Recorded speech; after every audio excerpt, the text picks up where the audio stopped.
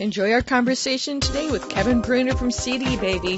All sorts of stories of change and the way we can work with artists. Kevin, I'm excited to have you on the show. I'm excited because CD Baby has been my little tiny label distribution home since 2006. So wow. I think that we have some of that in common. And I was teaching for many years at UCLA, and I always knew a student was brown-nosing too much if they went and got my album off of CD Baby when they were getting started. So you've got a great history, but can you share with our viewers and listeners what the heck you're doing now at CD Baby? Well, now my role is the SVP of Engagement and Education. Basically, I'm doing all our content marketing, a lot of our conference work that we do, both with our own conference and other events that we participate in. So yeah, we're doing podcasts, blogs, anything that can help artists understand how they can engage with the marketplace and grow their music career. We make content across multiple platforms to help them do that. So some of it is geared at people that actually use our service, and most of it is geared towards just the artist community as a whole, just trying to help them understand and be a good resource for them. And you are on episode 300-something on your podcast there? Yeah. We just recorded 322, and yeah, we've been podcasting since 2007, so a long time. Wow, I felt old with this show with doing this in year 5, so that's, yeah. And podcasts, a lot of people think that's a new thing, and it's not a new thing. No, I think I've survived 3 different waves of podcasting is dead commentary from like mainstream media, and it's like now it's bigger than ever. So, I've been doing it a long time. I've always just loved where people create content that just feels like the real inside story. That's what always attracted me to podcasting. It was just stripped down, but really like great conversations and getting into the real nitty gritty of how things work. More long form content, and not like the 5 tips in 4 minutes, But still, those tend to be great lead generators, right? Yes, to have the are. 7 whatever Yes, is on your blog, right? And then you also are a musician, and I see, of course, the keyboard behind you and the records on the wall. So you have a long time band identity. What do you do with that, and what are you up to now with that? Yeah, I'm in a band called Smalltown Poets.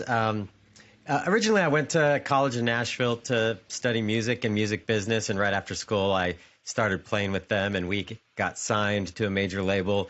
So we had our major label era where I was doing that full time, and we had success. We were nominated for a Grammy, and we had some albums sell very well. But that life is very hard and grueling, and eventually we all sort of drifted off in our separate ways for a bit, and the band took a hiatus. But we've been writing and recording and releasing music independently for a while, still out playing shows when we can. The band's spread out. It's based in Atlanta, and I'm in the Northwest, and not everyone lives in Atlanta anymore. So we do a lot over the internet, and I fly in quite often to Atlanta or someplace in the South for us to write or record or play shows.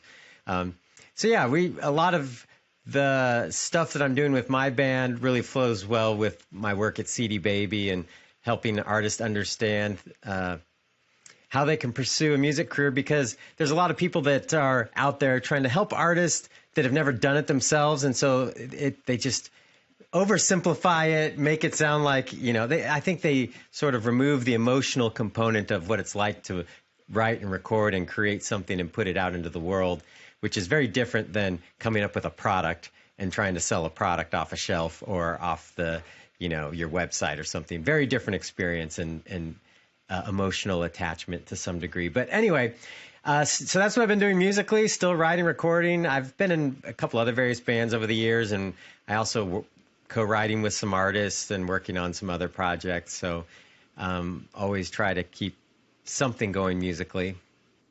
So on this show, we've had a lot of people who've created and recreated music in all sorts of realms. And oftentimes they've bounced from thing to thing to thing, adding an interest in music and technology and something else. And you're one of the few people on this show who's been at the same place for a gigantic chunk of time on a music scale. So I think that to me is really exciting. So you around the time, or I should say shortly, so when you graduated from Belmont, you did music full time for a while. Yep. So meanwhile, Derek had started CD Baby in, 98? And Yes. I remember from that origin story that he was building a site to sell music for himself and then some of his friends. Yep. A very humble origin story that ended up with hundreds of thousands of people using that tool in pretty short order. What was it like is that a good origin story or the right origin story for CD Baby, or is there more to it than that? That's the origin story that I've heard from the beginning. And basically at that time, it was really hard to be able to take credit cards. Even in person, you had to go through the hassle. And my band, when we were touring full time, we did it ourselves. We had this credit card unit that had to be plugged into a phone line, and half the time it didn't work, and it cost a lot of money to have that. And there was a lot of stipulations with the bank in order to maintain that as a merchant. But so it was really hard for artists to sell and take credit cards and sell online at that time. And so yeah, he just started doing it for some people, and it was such a strong need that it just sort of exploded. It wasn't his original plan, but it's something that he became very passionate about very quickly, understanding the big problem that artists faced and just trying to do direct commerce with their fans, which at the same time, in the music industry, there was this growing world of independent artists. Like before that point, independent music was always typically considered lower quality. Just because you didn't have the money to record, it was so expensive to make a good record that unless you had a label, you weren't going to have a professional sounding record. So CD Baby came about when that was starting to shift, and being able to record at home was becoming more possible, making good records on a budget. And as CD Baby grew, and has continued to explode with, content and distributing content, it's part of it's because it's become so easy to make a great sounding recording at home. Well, also that was download era too, so that you 200 plus download sites you're trying to track down to say, well, where is my stuff? What do I get? Yeah. And you get back reports and go, oh, this makes sense. I can see what's going on. I, as a artist doing whatever the heck I was doing, could do stuff. So. And then in that world shifted. So you ended up starting with artist relations. Why shift into CD Baby? Well, I had taken a hiatus from Smalltown Poets, being on tour all the time, and ended up in the Northwest. And yes, I thought I was done with music, but I've learned that never happens. So I just needed a mental break. We were going nonstop 24/7 when we were on a label. And I just had this creative outpouring and was writing music like crazy. And I wasn't the main songwriter for Smalltown Poets for our label days. I did contribute to some of the songs. But so this was like kind of a new experience for me. And I started a band in Portland. And that's when I found CD Baby, because at that time, the web still wasn't very well organized, especially around topics that would be considered more niche, like independent music distribution. This is like 2004. It still wasn't very organized around that. But CD Baby had there was a site that was the store. There was which was cdbaby.com. There was cdbaby.net where artists went to sign up. And there was cdbaby.org, which was a forum and also a bunch of information. Just helpful information, like here's some options to go get CDs made. Here's options for information about tracking down club bookers and all that kind of stuff. So it was just a great resource for artists, and that's how I found it. And I started using it to distribute that one band that I had started. And then realizing, it's in Portland. It's just right here. Why don't I get a job there? And Portland has its own, and has always had its own music scene that's niche and unique to Portland. So you kept doing your band stuff and artist relations and growing into what became a growing company. Yeah, I mean, when I started working there, it was a wild scene, I have to say. It's nothing like it was, it is now. It felt like more like going to work at a youth group or something like that than a real business. It was just this crazy group of creative people that were very passionate about helping independent artists. At that time, about probably 90% of us were active artists in the scene in Portland. So, it was one of those things where people felt very strongly about no matter what kind of music was, whether it was good or not didn't matter. We are there because letting people of any kind, doing any kind of music, get their music out to the world is an amazing thing. Totally the antithesis of the major label industry, which was all about gatekeepers and one person in an office or a couple people in an office deciding whether or not it's good enough for the world to hear it. And we've just seen, over the years, so many crazy success stories from genres and artists way outside the mainstream who were able to support themselves and make a very nice full-time living from their art because they were able to reach that audience. So that was the climate at the time, and it just felt like exciting and amazing. The industry was changing super fast. We were growing like crazy. And so I started, my first job was just answering the phone and talking to artists all day. We may have talked back then. Possibly. And most of it, the industry and artists having access to the industry was a brand new thing. So even just getting on iTunes at that time was like mind blowing. And so the artist community typically doesn't know a lot about the music business, but then also the digital business was changing so rapidly, which was bringing a lot of new opportunities and issues and things to know. And so that's what people would call in with questions and just helping them understand their options and how they can get their music out to the world and build an audience themselves. So you then went down the marketing rabbit hole working on that side of the equation. Did that kind of tie in what you'd learned as an artist and what you'd learned then in the artist relations telephone and helping people means, or was that like a whole new dimension for you? I've always been the person like in our band. I've always been the one that's always interested in all what's happening with the marketing, what's causing people to come to shows, what's working, what's not. And so on the music side, I got a very nice front row seat as our manager that we had at the time was like a grassroots marketing genius at that time. Like a lot of our success was because of what he did, not because the major label was spending a lot of money.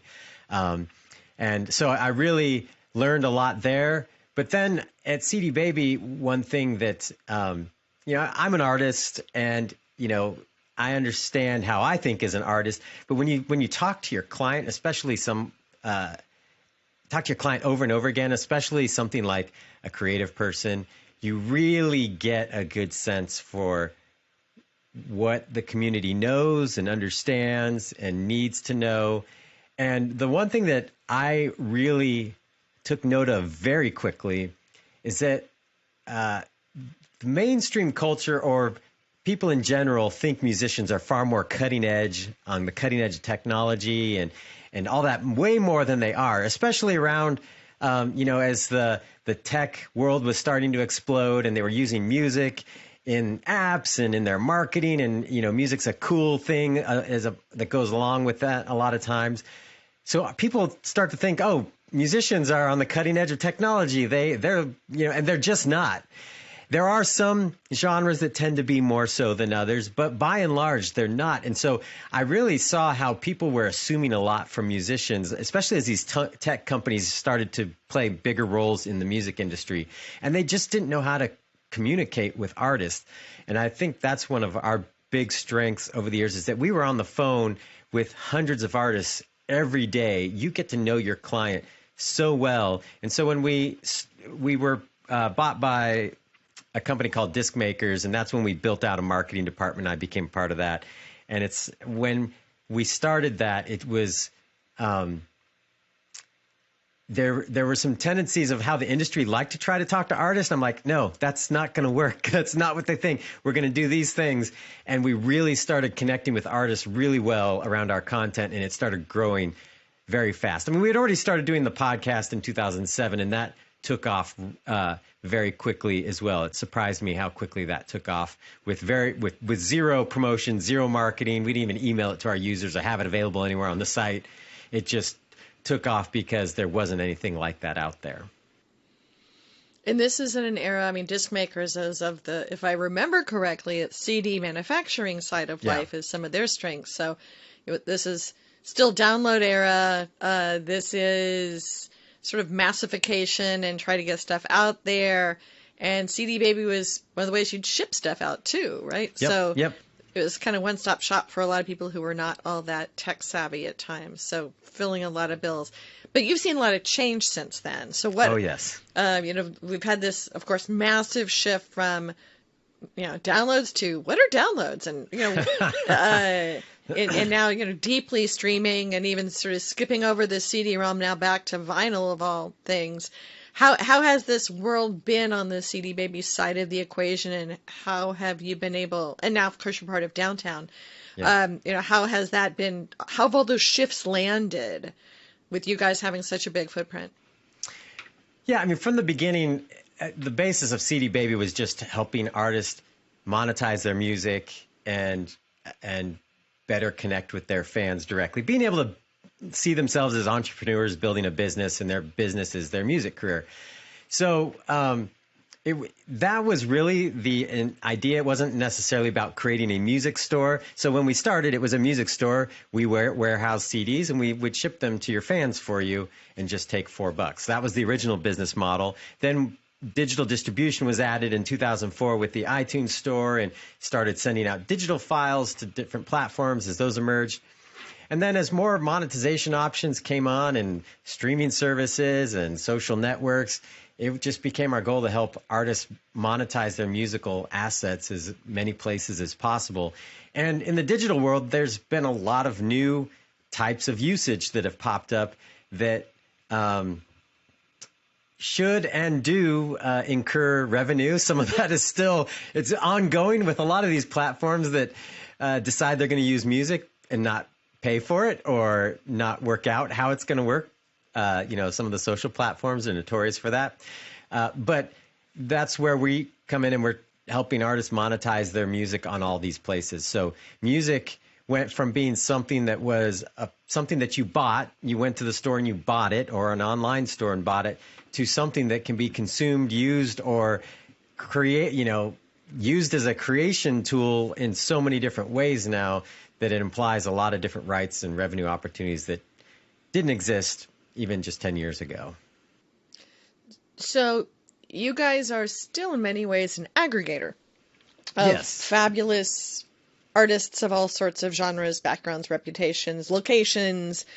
And so how do you then take a look at new technology? How do you, what is then how do you BS detect if this is someone you guys should play with? What you need to protect for? Is it opening doors and basically creating nice playing fields for? How do you know where to play, where to chase, where to avoid for your large group of artists?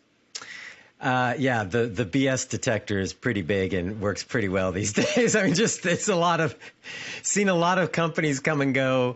And usually, if we're going to work with a company, I mean, if it's a streaming service, it's usually, streaming services are popping up all over the world all the time. I mean, depending on where you live, you may hear about, the big ones like Spotify, Apple Music, Amazon. But in other territories, some don't exist, or they're not the main ones. Depending on where you live in the world. So usually there'll be a service that has a decent amount of users that pops up, and they want catalog. We make sure that they're reputable and they're paying and all that. And we have pretty extensive contract process that happens around that kind of stuff. But if there's a partner company or something that we think, hey, this is a cool tool that artists should use, but we're not going to build it. We might partner with a company. But usually we just, it's a matter of like, is this something that artists really want and need and will use? And not just artists in general, but the type of artists that use independent music distribution. Because, I think one thing that's been interesting over the years is that independent music means a lot of things to different people now. There's independent artists that make hundreds of thousands of dollars a year. There's independent artists that make $10 a year. So it's a wide spectrum. And so it's like, what will the average independent artist that's making music on a low budget, what do they want? What do they need? Because usually that's where our sweet spot is. That artist that's cranking out tracks and albums, doesn't have a huge promotion budget. That's typically who we're thinking about. So two things are crawling around the back of my head I wanted to talk about from this. One is, so I feel like I'm always at this weird chase to say, oh, how many songs are being uploaded to Spotify a day? And I think the most recent report was something like 100,000 tracks, which makes me go, That's what they said. So are you seeing a lot of that escalation also of this during pandemic era and beyond hyper production, or is that happening in a different realm than with your artists? Yeah, when the pandemic hit, we saw a tidal wave of new music releases like we've never seen before. It was instant and it was like a tidal wave. You don't expect it, and it just comes and hits you super hard. And that calmed down over the course of a year and a half. And kind of we're settling into a new normal. The one thing that I would love to know, which I wouldn't be able to, from that stat of 100,000 tracks, everyone assumes when they talk about it, they're talking about music. But I know that a large chunk of that is not music. There's so much stuff that gets distributed that gets into that track count that's like nature sounds, people doing things that like white noise and all that kind of stuff that gets lumped in there. That most of us won't see on Spotify unless we go looking for it, but there's a lot of that stuff being distributed there. You should talk to Beat Dap, who was on the show a little while ago, that this is what they're using AI to track and to debug and to do BS, because a lot of that is also interesting machinations, which they didn't know till they started taking it apart. So yeah. Interesting space on that. And then one of the things that I'm running into a lot right now is the conversation in AI and training data and licensing then music assets to be training data. Has that something that has wandered in your doors with people wanting to do deals or explorations about using the vast amount of data that you do have in your bucket of artist wonderfulness that as training data for AI? I don't know if we've had any of those conversations recently. That would be something that our biz dev person would probably, or data person would still probably shake their head on and go, yeah. Let's not have that conversation. I don't know. There honestly, there was some technology that was similar that somebody had. This was like, it might have been like 7 or 8 years ago, is when we still had our store, and it was this recommendation engine based on fingerprinting, but it wasn't based on genre, but it was like songs that were similar, and it was the best recommendation engine I've ever seen. And they just wanted an insane amount to license it. It was far too much per track for it to even be worth our time. And I think it died. I don't think they ever found a home for it, but it was the best recommendation engine I'd ever seen, and it was so cool. But yeah, so we have come across some of those things in technologies, but it's again, going back to one of your previous questions about the BS meter or working with a company. It's like it has to make sense for our model. It's like that recommendation engine that they had, their model, it would have cost us I think they wanted us to pay like $2 or $3 per track to scan it and get the data in. It's like we have a catalog of 10 million tracks. We can't pay $2 per track just to for scan unknown revenue opportunity. Yeah. And so, so some of those technologies, they come and it just doesn't work with our business model, or it's interesting. And this is more, we're recording this in December of 2022 in an unknown recessionary time. And I tend to think about one of the other puzzle pieces is, will this tech have the money with its burn rate to pay out back for whatever might come out of this? And I do think some of the challenges, whether people are going to be running out of cash coming into this next year in some of these new techs, makes me, I'm always the business model queen of going, how are you going to pay? Where's the revenue coming from? Which happens a lot in the music space. Another thing that hits the BS meter pretty hard when it's like talking to a company that has no revenue, no users, and basically they want to use us as user acquisition. I'm like, that's not. We're not here to help solve your problems. If you've got a product that's working already with the artist community that's useful and helpful, there might be an opportunity, but we can't go find your audience for you. And that is a gigantic challenge right now in this very noisy world with look at me new tech. That I think people would look at you guys and say, "Ooh, a bunch of artists. What can we do with that?" Yeah. So you instead are trying to provide opportunities and clarity, I would assume, for your artists on what are possibilities. What are the type of things, as someone who's dealing with engagement, that you're looking at right now with the large amount of artists you work with? Well, I mean, one thing we're always looking at is like what's top of mind. What are the things that they're struggling with or have concerns about? What are areas of opportunity in the industry that they need to know about that they don't understand, because there's a lot of people in the music business that don't even understand the music business fully and how it works. Most of what people have that they sort of see from an outsider perspective of the music business is really a lot about the artist and the master recording, where there's this whole other world around the songs and publishers and everything else, which actually drives a lot of the revenue of the industry. So that whole thing has become so much more complex with, like I mentioned, all these digital platforms and things like that. So really, we try to take a lot of things and simplify it to help artists, one, stay focused on the things that are important for them where they're at now. Sometimes they get so hyper-focused on things that just don't matter. Or two, making sure that they understand how to properly monetize themselves, because there's a lot of opportunity out there, but oftentimes they get in a rush and they don't check the right boxes and they leave a lot of like the social video monetization turned off and things like that. So for us, we're trying to make sure that they understand all the opportunities for them.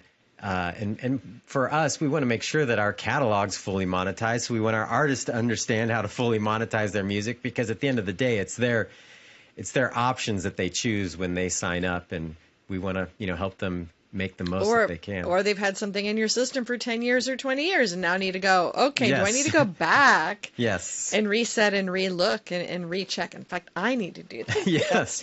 Yes, because we won't automatically, for some stuff, we won't automatically add it in. It's always, we don't charge extra for new services, but if it takes a different rights granting, we're not going to just opt you in without your permission. So yes, there might be things that we've added that you need to go opt in for.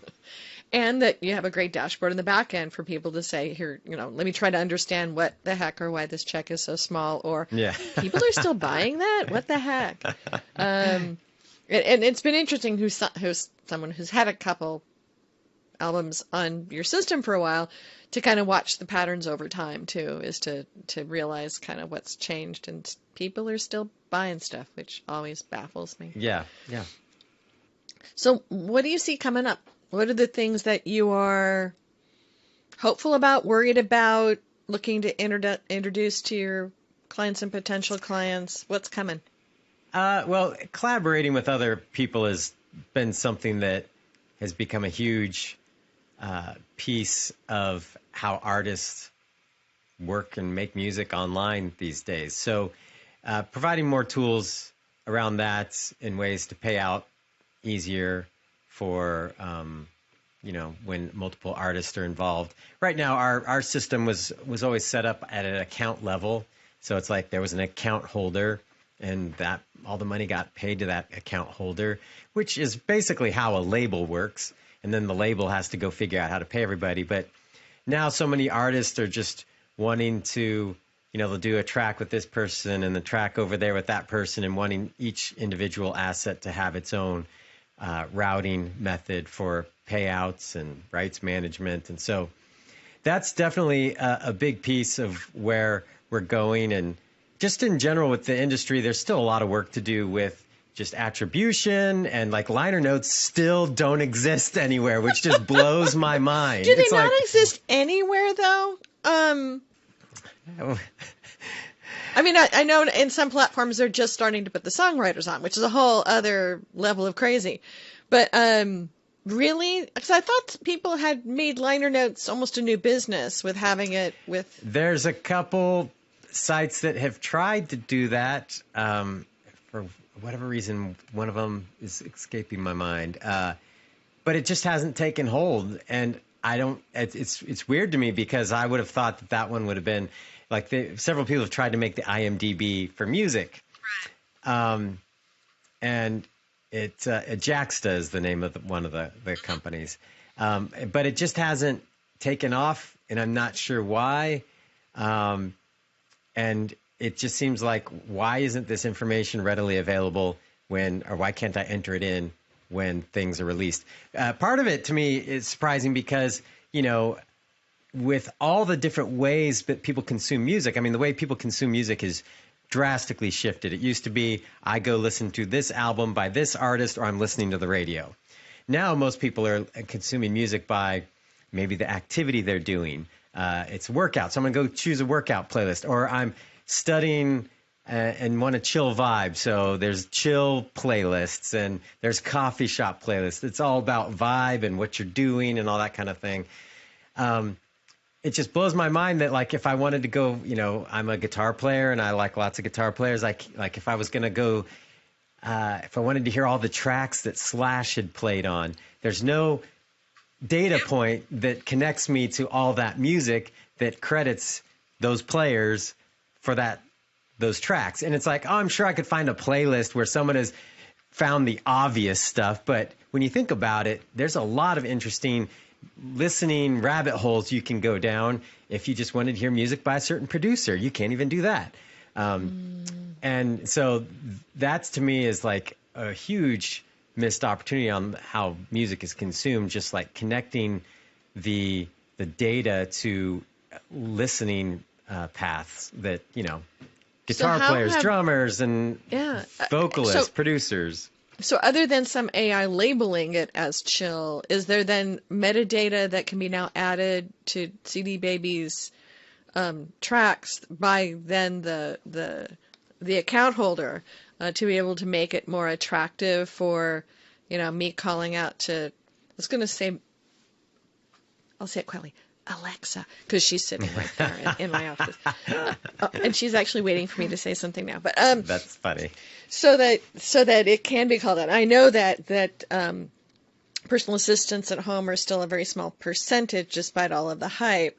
But for people who are going to be then even further, not even clicking a playlist, but assuming that something, their phone or whatever, will call it out to them, is there a way to kind of better tune for the independent artist in your realm, their ability to be discoverable for algorithmically created, tone and emotion and textured playlists? From a distribution standpoint, I mean, we collect everything that the platforms ask for, but some of those platforms, like they all have their artist portal, or a lot of them do, like Spotify for Artists, Apple Music for Artists, Amazon Music for Artists. And in there, sometimes you can add more metadata that helps them understand more about the track. So Spotify for Artists, when you log in, they ask about the release. Like when you have an upcoming release, they ask you for some more metadata points, like the kind of instruments that are in there, a description. So I don't know how they use that. If that data becomes part of what the algorithm sees, or if it's just purely for the editors if something bubbles up for them.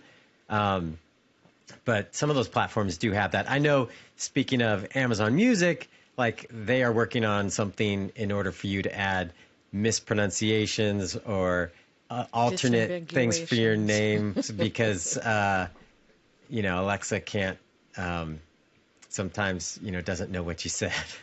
Absolutely, or doesn't recognize. On female voices versus male, that's a whole thing. Yeah. So that if female voices are asking for something, we have that in my household all the time, that the guys here can talk to her and she understands them. I'll say something and she won't understand me at all. Or we're producing several podcasts. One of them, she'll recognize it if I ask for it. The other one, she won't recognize it all if I ask for it. So there's a little bit of understanding of voicing of your band name or your album or your track that gets to be an interesting issue with some of that stuff. So magic wand, wave a magic wand. What would you like to fix for your clients? Oh, Or how you work with your clients. Would you like them to magically understand the MLC and how they're getting money, and so that you don't have to answer it several times, or that suddenly? I mean, what would be a good magic wand fix? Well, they don't need to understand that as much, just because we do that for them. I think a magic wand would be like, if I was thinking purely about the artist and not necessarily related to our business, I would say that they would focus on the things that matter and always work on developing their craft and moving themselves forward as an artist first. Because I think what's happened with the expansion of the independent market is oftentimes an artist records an album or even a song, and then they put aside being a musician and spend the next year and a half trying to be a marketer, and get frustrated because they're not growing as a musician. I think, one of the things you're talking about, there's 100,000 tracks every day. One of the things that I've noticed with the artists, we have such a big catalog. And of course we have hits that pop up, artists that first album explodes and they go on to sign a major label deal or whatever. But a lot of the artists that we see that have been like just this slow burn career building, and people that have just continued to develop their craft, build a catalog of music, and understand that it's a long lifetime journey having a music career. And when artists start getting to that, like, we've got 100 tracks in our catalog now, or we just did our 15th album, it's like they start to see the things snowball and snowball because there's just so much music out there for their fans to listen to. So that, as far as artists in general, that's like one thing I'm like, be an artist. Go do what you didn't pick up a guitar to spend all day on doom scrolling, trying to, so a lot of artists, it's just focusing back on, there's so much distraction. There's a lot of opportunity as well, and there's a lot of ways these tools can be used to help advance a music career, but there's a lot of distraction. From a business perspective, I think for us, if I could wave a magic wand, is that, we're a legacy company. We've been around for this, we're going, next year will be our 25th anniversary. So there's a lot of things that make the ship slower to turn over the years the older your company gets, and it would be nice to be able to instantly create the platform of the future without having to break the platform we're currently on. It's just a long process that a lot of the tools that we know we want to make or that we're getting to and working on, it's when, the longer you've been around in the technology world, the harder it gets to make changes and keep maintaining everything. So that's always an issue. And my last question is there any tech that you see coming that you're excited about? That's a good question. I don't know. We go through waves where it feels like there's nothing new or interesting coming out. And then it'll be like there's a wave where there's a lot of interesting things happening and in technology and things. I think, it's interesting. I think the one shift that we've seen that's really impacting music and how music is used is just this increased consumption of short form content. Mm-hmm. Platforms like TikTok that, TikTok, it was really based around music when it started. It was a different app when it started and converted into what it is now. And just some of those things have really been interesting in getting music in front of people in new and interesting ways, in a way that's almost replaced radio. Traditional radio still exists, but for a lot of younger generations, that's never even been a thing. In fact, my daughter, who will be 16 in a couple weeks, we got in the car and for whatever reason, it wasn't set to have my iPod or my phone playing, and the radio was on, and she's like, "Oh, I didn't realize you can listen to music on the radio." I'm like, "What do you think was on?" Because I've never had the radio on in the car because we're always just listening to something off my phone, and she knew that there was music like on the radio, but we had never been a part of her music listening habit, especially because she just started really listening to music in the last couple of years. So for them, platforms like TikTok or Reels and all these things have changed. It's just a whole different paradigm for how people engage with music. So to me, it's less about the technology, but just shift in how people consume stuff. It's so drastically different. And from an artist perspective, so many artists that we deal with, and this goes into like my role of education and such, is that they're still operating like the business is still like it was for many, many years, like in the 90s. They still have that mindset and still kind of engage in that way and have a hard time disconnecting from the label world, because the label world still exists. That traditional business model still exists. But that's not where a lot of the excitement and energy is happening for independent artists. It's interesting to see how people are creating and using music and consuming music completely different than they used to. So we're nearly at the end of our conversation. It's been great talking. What have we not talked about that you want to make sure we touch? Well, if you're interested in this kind of subject matter like music and music promotion, music marketing and distribution, you can check out some of the content we make. We have a podcast. It's the DIY Musician Podcast. We've been podcasting since 2007, so we've been through a lot. And there's 300 and some episodes out there. We have the DIY Musician blog and CD Baby. If you want to distribute your music, that's where you go for that, and anyone can create an account, sign up, and start distributing their music worldwide. So that's where you can find a lot of the work that we're doing. If you want to connect with me personally, I'm just at @Bruener on Instagram and TikTok, and I always love talking to artists and seeing what they're doing on those platforms. And your band is available for listening and viewing Smalltown Poets. Yeah, we're on all the places, all the platforms. You can hear the music that I've been a part of for a long time. So, that's everywhere you find music. And we'll put all those in the show notes. Kevin, thank you very much for joining us. Oh, absolutely. Glad I could be here. Did you enjoy our chat with Kevin? Stay tuned for another episode of Innovating Music, everywhere you find podcasts and on our friend YouTube.